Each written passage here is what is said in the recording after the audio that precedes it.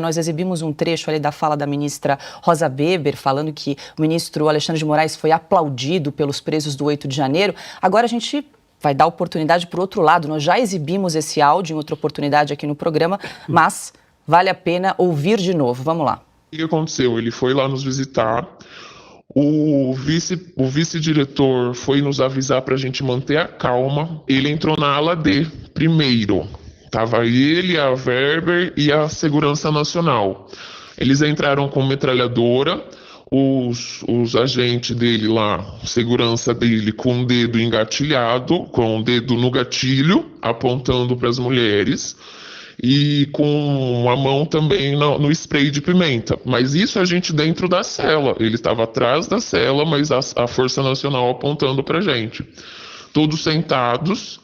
A gente ouviu os aplausos da ala D, mas porque a Rosa Weber fez as pessoas agradecerem ele e aplaudirem. Isso tudo foi relatado nos banhos de sol, porque foi o assunto daquela semana ele ter ido lá, né?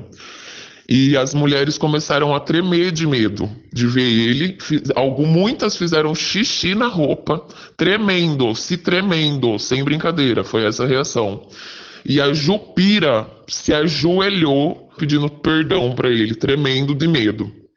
E antes dele, elas ouviram tudo, né, chorando. Ele entrou, ele viu o banheiro, que era um banheiro, viu os quartos, saiu dali.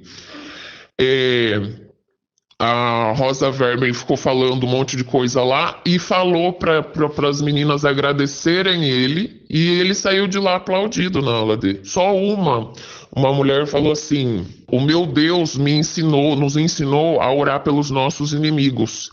E muitas vezes, seu Alexandre, ela falou para ele, eu subi no monte para orar pelo Senhor, porque eu sei que Deus não se agrada com a morte do ímpio. E muitas vezes eu subi no monte porque a palavra nos ensina a orar pelos nossos inimigos. Ele falou, muito obrigado, sabe? Ele agradeceu com aquela cara, com aquela pose soberba, com as duas mãos assim juntas, com aquela pose que ele faz para falar.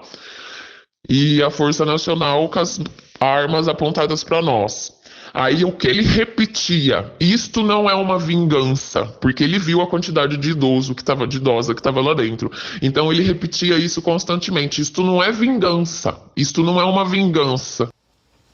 Bom, esse áudio foi enviado para a gente de uma mulher que esteve presa na colmeia. Ela não quis se identificar por razões óbvias, nós distorcemos a voz, mas está aí. Nós já exibimos esse áudio um tempo atrás, né, Ana? Mas vale a pena a gente comentar de novo depois dessa tragédia, depois da morte do Clériston da Cunha. Pois é, algumas coisas nesse áudio, né? Perturbador. É perturbador. Você ouvir... o feminismo, você ouvir de uma mulher dizendo mulheres fizeram xixi na roupa de medo. Uma mulher se ajoelhou e pediu perdão de medo.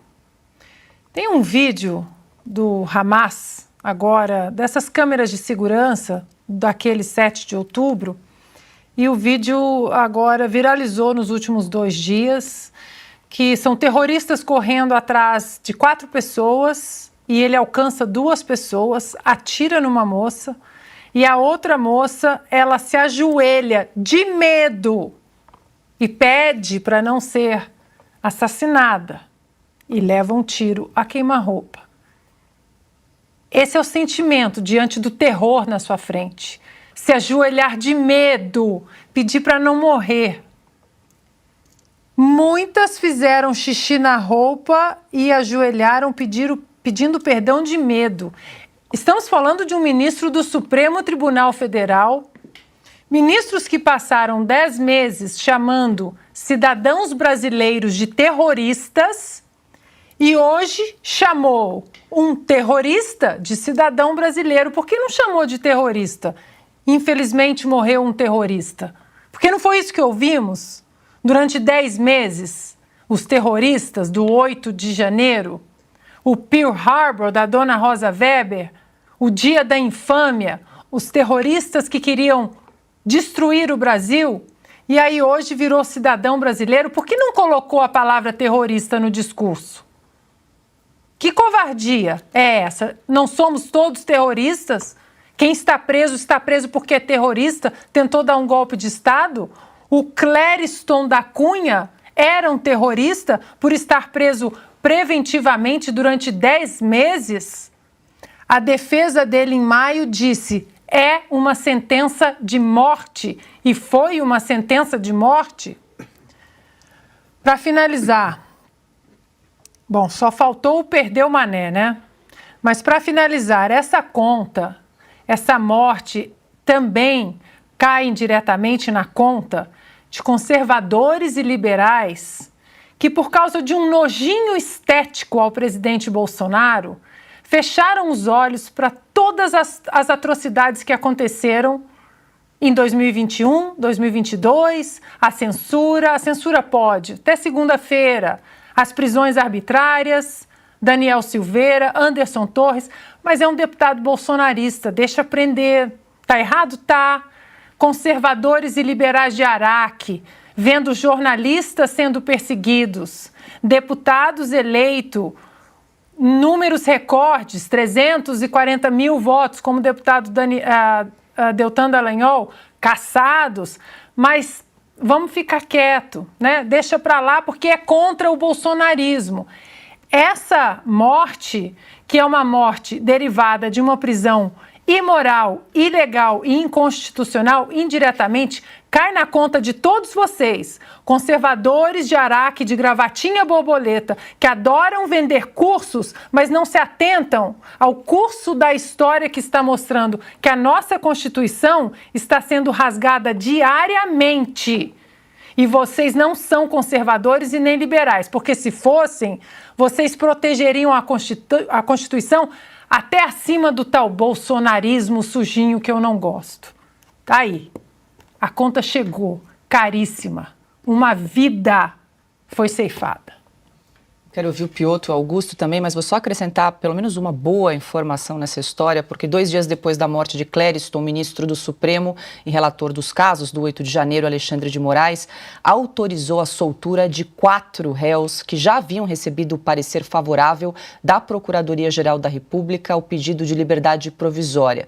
São eles Jaime Junques, Tiago dos Santos Ferreira, Jairo de Oliveira Costa, Wellington Luiz Firmino. Pelo menos uma boa notícia, né, Piotr? Infelizmente, uma pessoa precisou morrer, mas, pelo menos agora, essas 4 pessoas que já tinham parecer favorável da PGR foram soltos. A pergunta é, por que o senso de urgência agora? Era a mesma coisa, é a mesma PGR, é tudo a mesma coisa. O advogado vai lá, apresenta um laudo, a PGR faz a análise, determina, no seu parecer, que é favorável à soltura, e o ministro não analisa. Foi o que aconteceu com o Clériston da Cunha, que está morto. Tecnicamente, eu vou de novo dizer aqui, olha, no sistema jurídico brasileiro, se você não foi condenado, você é inocente. Então morreu um inocente. A justiça vai ter que dizer, por erro dela, por estar fazendo uma série de arbitrariedades em todo o processo, por estar no foro incompetente, porque não é o Supremo Tribunal Federal, uma série de juristas já notou isso daí. Do que estão sendo acusados, também há um excesso de acusações. Bom, o Clériston da Cunha é tecnicamente um inocente. Estava preso preventivamente? Tá, o que isso quer dizer? A gente está vendo agora que o próprio ministro Alexandre de Moraes, agora, num senso de urgência, soltou, mas só metade, né? Tem mais nomes ali com o entendimento da Procuradoria-Geral da República de que deveriam já cumprir a pena. Cumprir a pena não, aguardar julgamento em liberdade. De novo, aguardar julgamento em liberdade. Por questões de saúde, que o órgão acusador, que o Supremo Tribunal Federal, nesta nova versão, ignora com muita frequência, com reclamação dos próprios procuradores da PGR. Aliás, tem mais assuntos que a PGR pede, determina, fala, explica, reclama, e o Supremo simplesmente dá de ombros. A questão, por exemplo, do Moraes participar ali como no próprio processo que ele está envolvido na questão lá da Itália, do aeroporto de Roma. Como é que ele pode participar daquela maneira, né, como assistente de acusação? Há um entendimento da PGR que ele não deveria, mesmo assim o ministro Toffoli, por enquanto, não aqueceu a lei, a legalidade ao pedido da PGR. A questão, o vídeo da ex-ministra Rosa Weber, vamos lá, vamos citar algumas frases como a Ana fez aqui. A Força Nacional estava com armas apontadas para nós, diz aquela senhora. Entraram com metralhadoras. Metralhadoras, spray de pimenta, dedo no gatilho. Bom, você é preso porque estava fazendo uma manifestação. Até então, é sempre bom lembrar, isso não levava ninguém à cadeia. Quantas vezes você viu Black Bloc aqui na Avenida Paulista? Era levado à delegacia, já tinha uma horda de advogados ali para liberar as pessoas. Esses, sujeito ali, comprovadamente que tinha arrebentado tudo. Quantas vezes você já viu isso? Bom, imagine essas pessoas que estão presas por essa situação, que o entendimento da democracia brasileira pacificado não era para tanto, e estão sendo acusadas ali de abolição do Estado democrático, né? Abolição violenta do Estado democrático. Imagina só, se essas pessoas vão sentir o quê? Rezaram? Bom, quem disse que rezaram? De que forma isso deve ter acontecido? Com a Força Nacional, com armas apontadas para nós, metralhadoras, spray de pimenta, dedo no gatilho, e um ministro que é acusado por 9 entre 10 juristas no Brasil de não estar seguindo a Constituição. Ao lado de uma ministra que simplesmente também fez vista grossa, não somente a lei, fez vista grossa à Constituição do país. E eles são do Supremo Tribunal Federal. Pois eu repito o que disse do seu histórico de pronunciamento, né, o desembargador Sebastião Coelho. A Rosa Weber, que tem a consciência de que figura ainda e para sempre, porque todos os ministros que compunham o Supremo serão lembrados, figura entre as pessoas mais odiadas pelo país. Odiadas, ódio provocado por eles que estimulam o tempo todo a indignação. A indignação, é isso aí, ela tem a cabeça, né, carente ali de algumas coisas básicas que levam a pessoa a agir com sensatez, a Rosa Weber. Mas ela foi muito longe, né, na estupidez. Achar que estavam orando por eles, ela pediu aplausos. É você entrar num campo de concentração, né, da Alemanha nazista e pedir o aplauso dos judeus prontos para morrer, né, seriam assassinados horas depois. Você pede aplauso para os carcereiros, você provavelmente ouviria. O medo, os efeitos do medo são assustadores. Quem não sabe distinguir isso, repito, é uma anta, uma besta. Se não sabe, que fique sabendo. Agora, foi o que disse ontem um dos nossos ouvintes, né? Um dos nossos espectadores. Os pais, as mães, os sobrinhos, os irmãos que conservam o mínimo de consciência, que transmitam aos parentes que fazem parte do Supremo Tribunal Federal o asco que sente uma pessoa normal por eles. O meu sentimento é de desprezo profundo pelos ministros do Supremo. Começa pelo desprezo, tá? Porque eu não posso entender a pessoa desprovida do sentimento da compaixão. Juízes, todos eles tentando se justificar agora. O que não faltou, nós vamos repetir aqui, porque isso não nos tranquiliza. Não nos tranquiliza, era o nosso dever. Isso nos deixa ainda mais angustiados, porque não fomos ouvidos. Aviso é que não faltou. A revista Oeste publicou entre janeiro e agora, esta semana, a revista Oeste publicou 8 reportagens de capa e incontáveis informações no site, seguidos todos de comentários alertando para o que viria, alertando para a o ódio com que ministros julgam pessoas que devem ter friamente analisado aí a sua participação eventual em algum ato criminoso. Ainda nós temos de ler agora já jornais dizendo os pouquíssimos que ainda mencionam o caso. Morreu um dos envolvidos nos atos golpistas do 8 de setembro, do 8 de janeiro. Golpista só na cabeça de idiota, de cúmplice de assassinato. É o crime impossível. Como foi provado nos poucos minutos lá de julgamento, é o crime impossível, não poderia ter acontecido. E eu queria saber o seguinte, Paula, talvez você não possa me informar, mas é bom que a gente saiba. Esses que foram libertados hoje também usam tornozeleira? Sim. Aí não dá. Sim. Aí não dá. Quer dizer, aí Todos. você mostra que você faz o que quer de uma vida humana. O ministro Moraes não tem o direito de fazer isso, não tem autoridade para fazer isso e saberá disso. E saberá disso e precisa saber. Os brasileiros sem medo precisam dizer isso.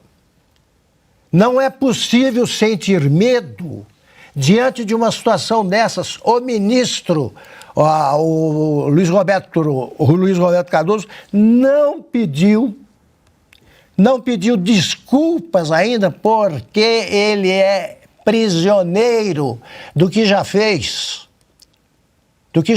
Eles sabem que devem desculpas à nação.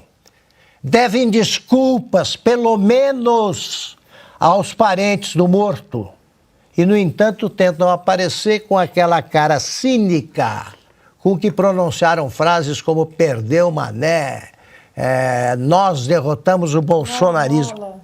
Não amola. O bolsonarista é o judeu do Brasil. Quem não votou no Lula é o judeu do Brasil. Ele não tem direito a nada.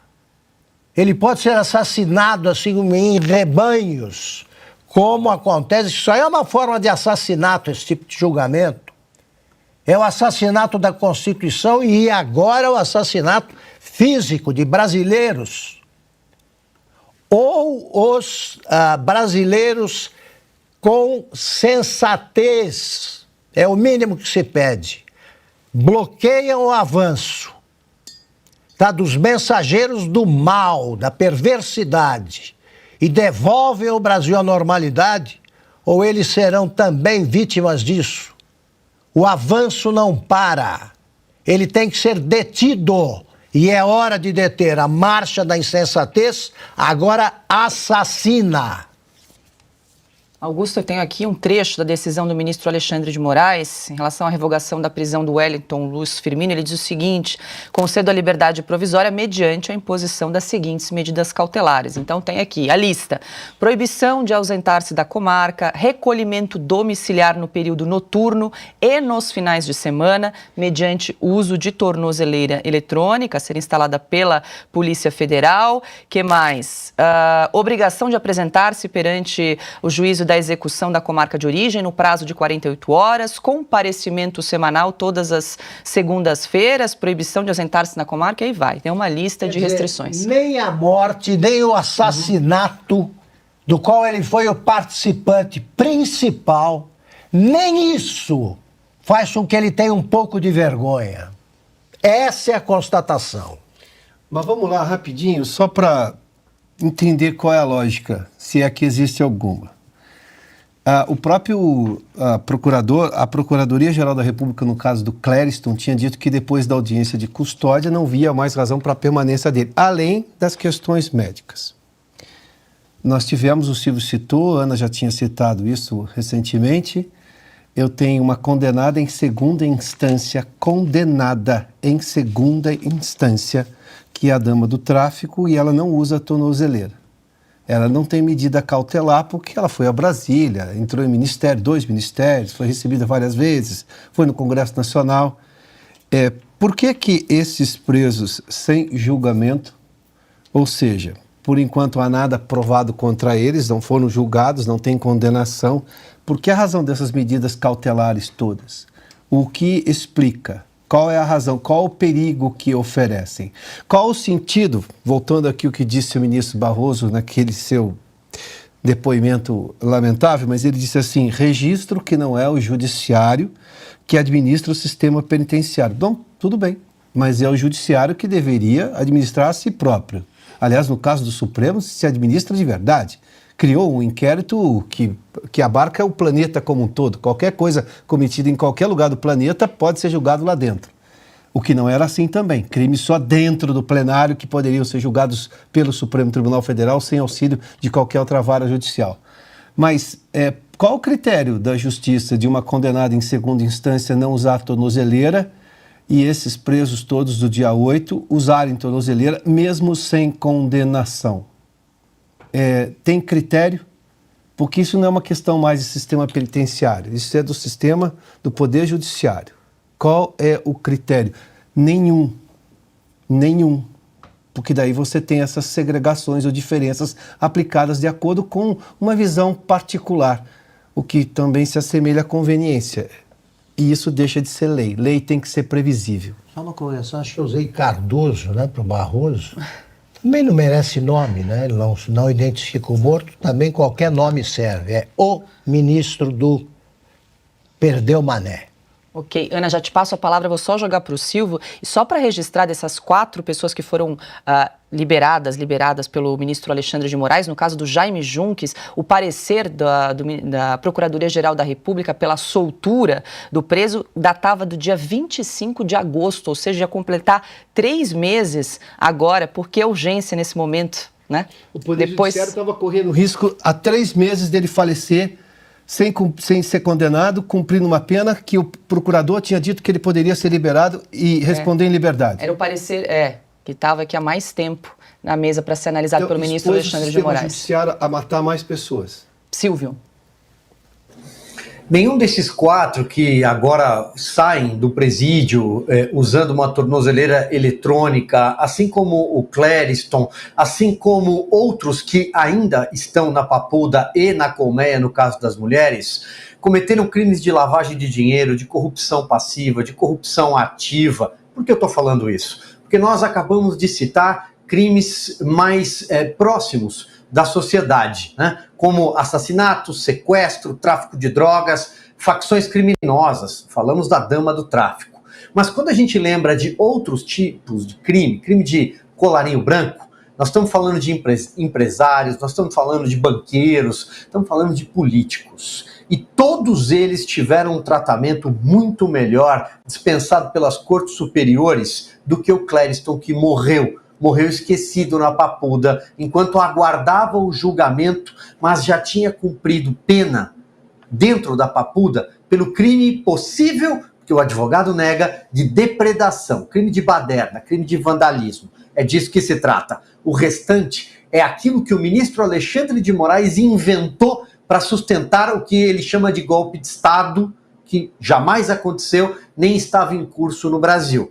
Era o golpe do algodão doce, como ficou conhecido, com avós, animais, cachorros, carrinho de pipoca, era disso que se tratava. Mas, repito, todos aqueles que foram parar na cadeia, alguns em celas gourmet, por causa da Lava Jato, nos 7 anos da Lava Jato, tiveram um tratamento melhor. Bastava um advogado apresentar um pedido de comorbidade e imediatamente eles iam para casa. Muitos foram. Durante a pandemia, alguns ainda estavam presos e voltaram para casa. Por quê? Por ser hipertensos, por exemplo, ou por apresentar um outro quadro de comorbidade, uma doença, corriam risco de contrair a Covid, né? Corriam risco de estar mais expostos ao vírus dentro de penitenciárias.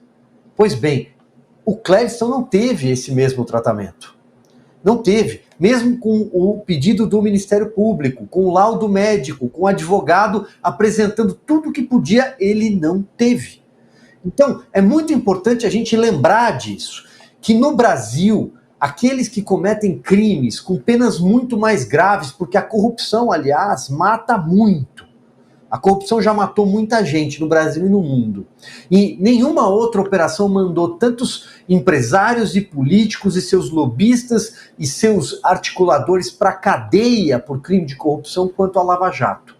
Mas a Lava Jato, meu Deus, né? Falar de Lava Jato hoje no Supremo Tribunal Federal é algo como falar sobre bolsonarismo. Só isso já seria suficiente para deixar muita gente ali esquecida, apodrecendo e talvez até morrendo na cadeia. Ana, para a gente fechar aqui essa rodada. Bom, falamos, né, dos ministros, do Barroso, do Alexandre de Moraes, mas eu acho que nesse pacote da barbárie nós precisamos incluir outros nomes. Um deles é o do senhor Rodrigo Pacheco, que viu tudo isso acontecer, todas as inconstitucionalidades absurdas, abjetas, imorais, e deixou isso acontecer. O deputado Daniel Silveira é um preso porque é bolsonarista, foi preso inconstitucionalmente, mas é um bolsonarista, deixa lá. Pois o presidente Jair anistiado, deu o perdão presidencial, o que o Supremo fez inconstitucionalmente, deu de ombros com o perdão presidencial, jogou o Daniel Silveira na cadeia, onde ele está até hoje. Até hoje. Temos um ex-deputado federal que também é um preso político. Tudo acontecendo e o senhor Rodrigo Pacheco é completamente afundado no silêncio da covardia de não respeitar a nossa Constituição e pautar o impeachment de ministros que estivessem exatamente rasgando a nossa Constituição. Ah, mas não vai dar em nada. Não deixa dar em nada, mas deixa o povo ver. Deixa o povo ver quem vai votar a favor da Constituição ou a favor do pacote da barbárie, que o pior preço, que é a vida humana, agora foi entregue. Os deputados e senadores, hoje, diante desse preço caríssimo da vida humana do Clériston da Cunha, eles deviam travar tudo no Congresso. Não tem outra pauta, a não ser a volta ao norte jurídico de qualquer nação séria, qualquer democracia séria. Sem o norte jurídico, sem o norte constitucional do respeito às nossas leis, podem passar reformas, podem fazer o que for no Congresso, vocês aí do Congresso sabem que vocês são atropelados todos os dias. Tinha que travar tudo. Precisamos retornar, colocar a bússola constitucional na mesa de novo. E outro nome que precisa entrar nesse pacote da barbárie é o do senhor Flávio Dino. Porque muitas imagens que foram deletadas, que foram escondidas, que foram destruídas, que desapareceram, muitas daquelas imagens, elas poderiam inocentar algumas pessoas. Mostrar que eles não estavam dentro, que eles estavam, por exemplo, tentando fugir da aglomeração, do vandalismo, porque tem gente de tornozeleira eletrônica que estava dentro dos prédios tentando ali num refúgio, para não apanhar, para não sofrer alguma violência física, pois tem mulher, tem avó de tornozeleira eletrônica com isso.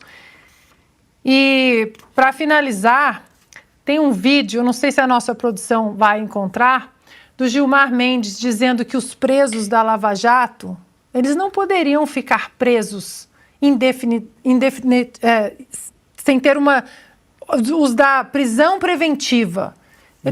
Eles não poderiam ficar presos para sempre, porque, palavras do Gilmar Mendes, isso é tortura. O Gilmar Mendes disse: presos que têm a prisão preventiva decretada e que estão na cadeia há muito tempo, isso é tortura. E ele disse, Gilmar Mendes, podem procurar o vídeo, nós não podemos autorizar que esse tipo de barbárie e tortura aconteça no Brasil. E agora não é tortura mais?